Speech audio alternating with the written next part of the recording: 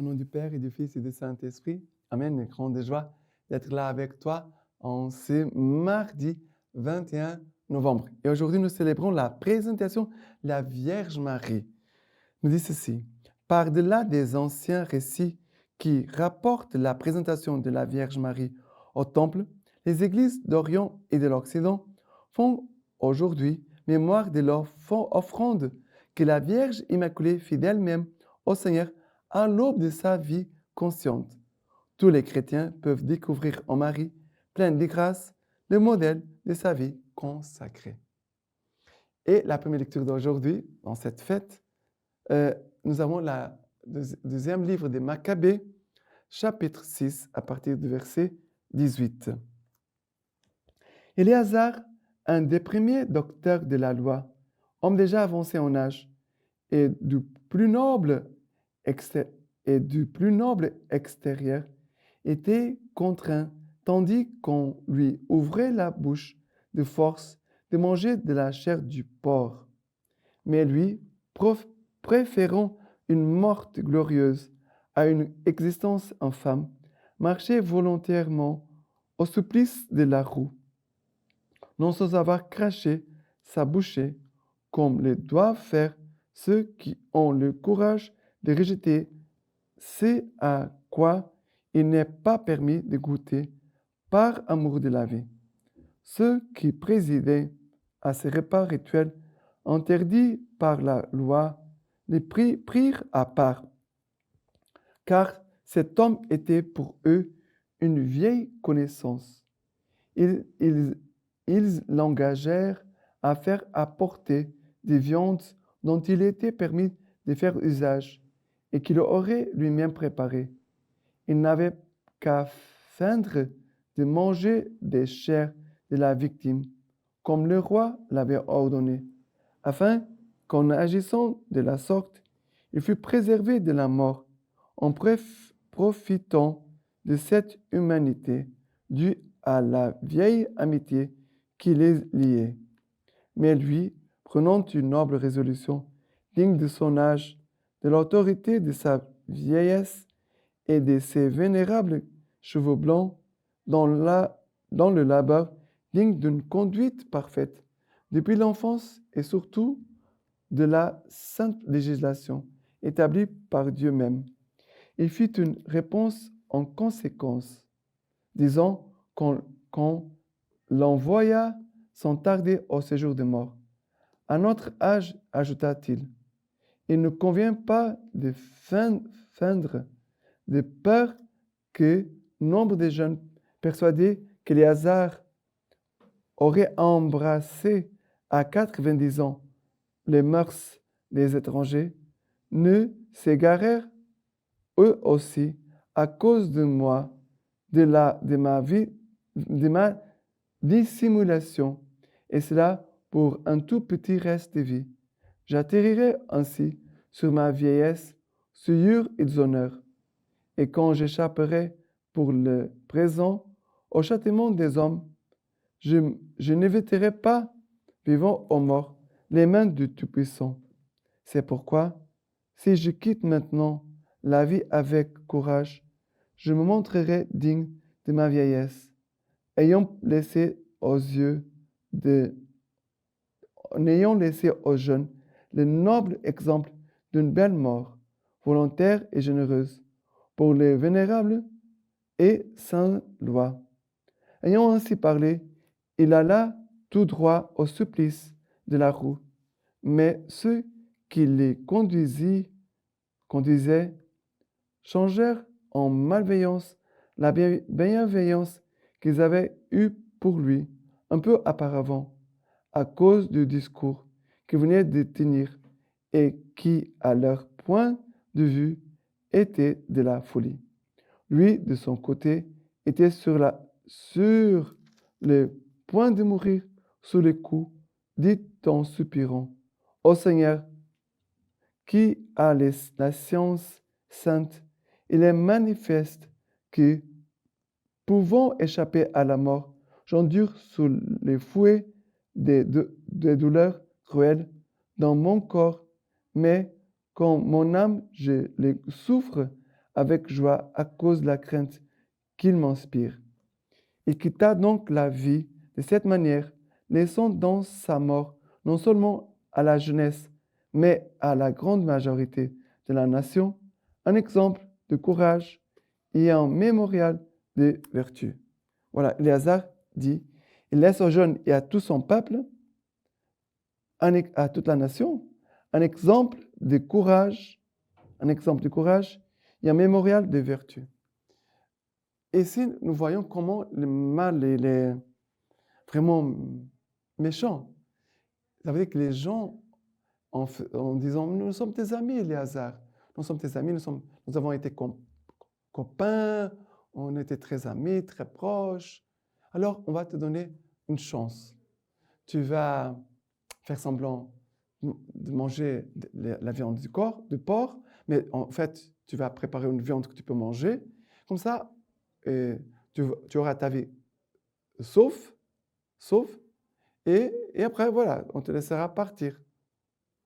Mais aujourd'hui, il y a beaucoup de monde qui fait ça. Il y a beaucoup de gens qui sont en train de trahir Jésus. Il y a beaucoup de traîtres. Ici, c'est une trahison. Ce serait une trahison par rapport à sa religion. Éléazar, il serait un traître parce qu'il allait trahir sa foi juive et en même temps, il allait trahir ses frères et sœurs dans la foi. Il allait les tromper parce que les gens n'auraient pas su que c'était une autre viande. Éléazar dit, non, je préfère mourir avec honneur que salir mes cheveux blanches. J'ai dit, et il dit, ô Seigneur, qui a la science sainte, il est manifeste que pouvant échapper à la mort, j'endure sous les fouets des douleurs cruelles dans mon corps. Mais quand mon âme, je les souffre avec joie à cause de la crainte qu'il m'inspire. Et il va dire, voilà, il dit, j'atterrirai ainsi sur ma vieillesse, souillure et déshonneur. Et quand j'échapperai pour les présents au châtiment des hommes, je n'éviterai pas, vivant ou mort, la main du Tout-Puissant. C'est un homme vraiment qui craint le Seigneur, qui aime le Seigneur, et veut vraiment donner un témoignage de fidélité jusqu'au bout. Demandons au Seigneur la grâce de la fidélité. Demandons la grâce de la fidélité et d'un bon témoignage comme Éléazar. Maintenant, le psaume d'aujourd'hui, c'est le psaume, le psaume 3. Le psaume 3, qui nous dit ceci, à partir du verset 2.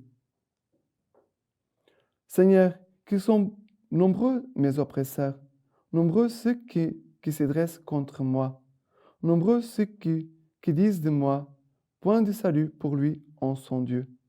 Mais toi, Seigneur, bouclier, mon bouclier, ma gloire, tu me redresses la tête. À pleine voix, je crie vers le Seigneur. Il me répond de sa montagne sainte. Et moi, je me couche et m'endors. Je m'éveille. Seigneur, le Seigneur est mon soutien. Je ne crains pas ces gens par milliers qui forment un cercle contre moi. Mais ici, les psaumes racontent ça. C'est-à-dire, ils sont nombreux mes oppresseurs, nombreux ceux qui se dressent contre moi. Voilà. Mais toi, Seigneur, tu es mon bouclier, ma gloire, tu me redresses la tête. À pleine voix, j'écris vers le Seigneur et il me répond de sa sainte montagne. L'attitude de la fidélité, mais de la foi. À pleine voix, j'écris vers le Seigneur et il me répond de sa montagne sainte. Le Seigneur est mon soutien. Je ne crains pas ces gens par milliers. Vous voyez la force? Le Seigneur est mon soutien. Je ne crains pas ces gens par milliers. Car le Seigneur est notre force. Le Seigneur est notre joie et notre force. D'accord? Et maintenant, l'évangile d'aujourd'hui, c'est Luc, chapitre 19, à partir du verset 1er. entraient dans Jéricho et traversaient la ville. Et voici un homme appelé du nom de Zachée, c'était un chef des publicains et qui était riche. Il cherchait à voir qui était Jésus, mais il ne le pouvait pas à cause de la foule, car il était petit de taille. Il courut donc en avant et monta sur un sycomore pour voir Jésus qui devait passer par là. Arrivé en cet endroit, Jésus leva les yeux et lui dit, « Zachée, descends vite, car il me faut aujourd'hui demeurer chez toi. » Et vite il descendit et le reçut avec joie. Ce qui voyant tous murmuraient et disaient, « Il est allé loger chez un homme pécheur. » Mais Zachée, debout, dit au Seigneur, « Voici, Seigneur, je vais donner la moitié de mes biens aux pauvres. Et si j'ai extorqué quelque chose à quelqu'un, je lui rendrai le quadruple. » Et Jésus lui dit, « Aujourd'hui, le salut est arrivé pour cette maison, parce que lui aussi est un fils d'Abraham, car le Fils de l'homme est venu chercher et sauver ce qui était perdu. » Ça veut dire, Jésus aujourd'hui veut venir chercher et sauver ce qui est perdu. Ceux qui sont perdus et celui ou ceux qui sont perdus. Jésus vient sans cesse. Mais qu'est-ce qui se passe à nouveau quand quelqu'un qui n'arrivait pas à voir Jésus? Il n'était pas aveugle, mais il était petit de taille. Alors il avait une foule nombreuse, il s'est sauté certainement pour voir. Il n'arrivait pas. Mais quelle est, on pourrait dire, la première vertu de Zachée? Il ne se laisse pas décourager. Il ne croise pas le bras, il ne va pas pleurer dans un coin. Il essaie, il faut que je voie, il lutte, il persévère dans sa recherche, parce que notre vie spirituelle, c'est une recherche sans cesse du Seigneur. Et la lecture divine, c'est cela, on est sans cesse en train de chercher le Seigneur par sa parole, par l'écoute de sa parole. Et alors, il va monter dans un sycomore et il monte, voilà, il est là, en train d'attendre que Jésus passe. Et Jésus va le voir. C'est Jésus qui le voit. Et après, Jésus va dire, Zachée, descends vite, car il me faut aujourd'hui demeurer chez toi. Jésus est là empressé. Jésus il est pressé de pouvoir descendre et demeurer en nous. Car quand il descend en nous, c'est produit notre conversion.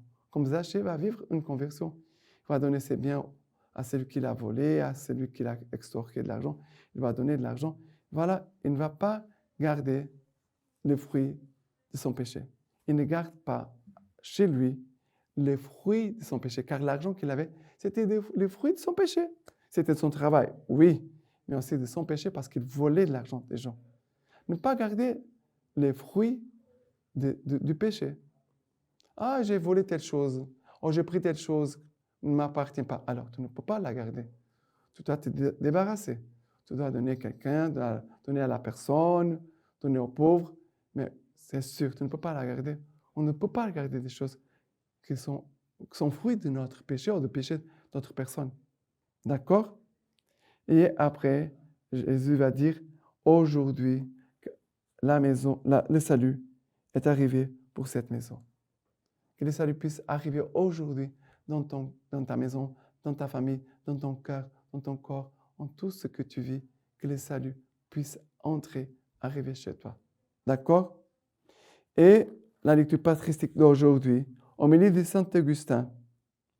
Est-ce que la Vierge Marie n'a pas fait la volonté du Père, elle qui a cru par la foi, qui a conçu par la foi, qui a été élue pour que le salut naquît d'elle en notre faveur, qui a été créée dans le Christ avant que le Christ fût créé en elle?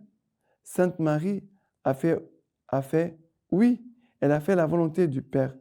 Et par conséquent, il est plus important pour Marie d'avoir été disponible du Christ que d'avoir été mère du Christ. Il a été plus avantageux pour elle d'avoir été disciple du Christ qui d'abord était sa mère. Donc, Marie était bien heureuse parce qu'avant même d'enfanter le Maître, elle l'a porté dans son sein. Magnifique. Maintenant, je vous laisse la bénédiction par les mains toutes pures de la Vierge Marie. Dieu Tout-Puissant vous bénisse et vous garde, le Père, le Fils et le Saint-Esprit. Amen.